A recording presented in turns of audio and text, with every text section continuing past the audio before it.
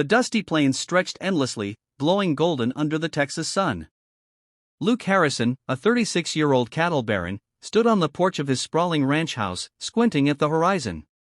He was a man known for his iron will and for turning a small family ranch into one of the largest cattle operations in the state. His life was disciplined, practical, and solitary. But now, there was a wedding planned. Not for love, for business. His aging father had struck a deal with a neighboring rancher to merge their lands through marriage. Luke would marry the rancher's daughter, securing water rights and doubling their herds. Luke didn't complain, but privately he was furious. He'd heard rumors about the girl, plain-looking, shy, with scars from an accident years ago. He pictured a joyless marriage, all for the sake of land.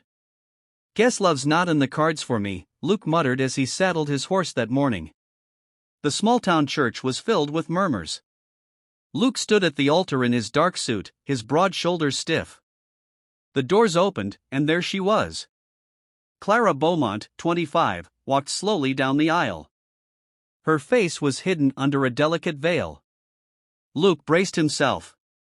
But when she reached him, he caught a glimpse beneath the lace and froze. Clara was not at all what he expected. Yes, a faint scar traced her cheek, but it only highlighted her striking features: soft hazel eyes, a graceful neck, and a quiet dignity that took his breath away. She wasn't ugly. She was beautiful. And in that moment, Luke felt something shift inside him. But beauty didn't erase awkwardness. Their first weeks were tense. Luke was polite but distant, still guarded. Clara, shy by nature, barely spoke. The ranch hands whispered about the business deal marriage, making her feel like an outsider. One morning, Luke overheard two workers joking about her looks, calling her the scarred Beaumont girl. "Enough," Luke barked, slamming his hat on the table. "She's my wife. Show some respect or pack your things."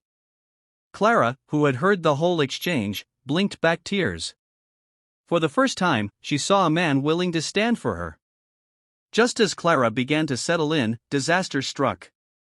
A violent storm tore through the ranch one night, scattering cattle and flooding part of the grazing land. At dawn, Luke was already on horseback, chasing down stray cattle in the mud. To his shock, Clara followed, hair braided, boots soaked, determination in her eyes. "You shouldn't be out here," Luke shouted. "They're my cattle now too," she shouted back, gripping the reins tightly. They spent the entire day together, driving the cattle back. By nightfall, Luke realized he had underestimated her completely. Over time, Clara became more than just the Beaumont girl. She brought new ideas, reorganizing the ranch accounts, planning a rotation for the pastures that saved money and increased yield. One evening, as they sat by the fire, Luke finally spoke. "I was wrong about you," he said quietly. Clara looked up, surprised. "I thought I was just marrying for business," he admitted. "But you're more than I ever deserved." Clara's eyes softened. It was the first time she saw his hardened expression crack. But their happiness was short-lived. A rival rancher, bitter about losing the land deal, began sabotaging their operation, cutting fences, poisoning water troughs. Luke was furious, ready to confront him with fists. But Clara stopped him. "We can't fight fire with fire," she said. "Let's take this to court. If we act recklessly, we lose everything." Reluctantly, Luke listened. They gathered evidence and presented it to the sheriff. Within weeks, the rival was arrested. For the first time, Luke realized Clara wasn't just strong, she was wise.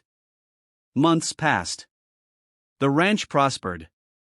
And slowly, the walls around Luke's heart crumbled. One summer evening, as the sun set over the pasture, Luke took Clara's hand. "I didn't just marry you for this land," he said softly. "But I want to keep you for every sunrise and sunset after this." Clara smiled, tears shining in her eyes. For the first time, their marriage was no longer an arrangement, it was a partnership. Just when life seemed peaceful, Clara collapsed one morning while feeding the chickens. Luke carried her to the doctor, panic on his face. Hours later, the doctor emerged with a grin. "She's fine," he said. "But she'll need rest. She's pregnant." Luke's heart leapt. The thought of a child, of a family, filled him with a joy he didn't know he was capable of. During Clara's pregnancy, a terrible drought hit the region. Water became scarce. Cattle were dying across the county. Luke was tempted to sell off half the herd, but Clara had another idea. "Let's share our water with the smaller ranchers," she suggested. "If they go under, we lose our whole community." It was a risky move, one that could bankrupt them. But Luke trusted her. And when the rains finally came months later, the entire community rallied behind the Harrisons, offering labor and resources to rebuild. Their ranch came out stronger than ever. When Clara gave birth to a healthy baby boy, Luke held him in his arms with tears streaming down his weathered face. He looked at Clara, her hair damp from sweat, her eyes tired but glowing. "You saved me," he whispered. "From what?" she asked softly. "From a life without love," Luke said.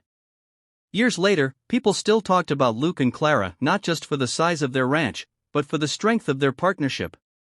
Luke often said he thought he was marrying for business, but what he really got was a woman who taught him how to live, how to trust, and how to love.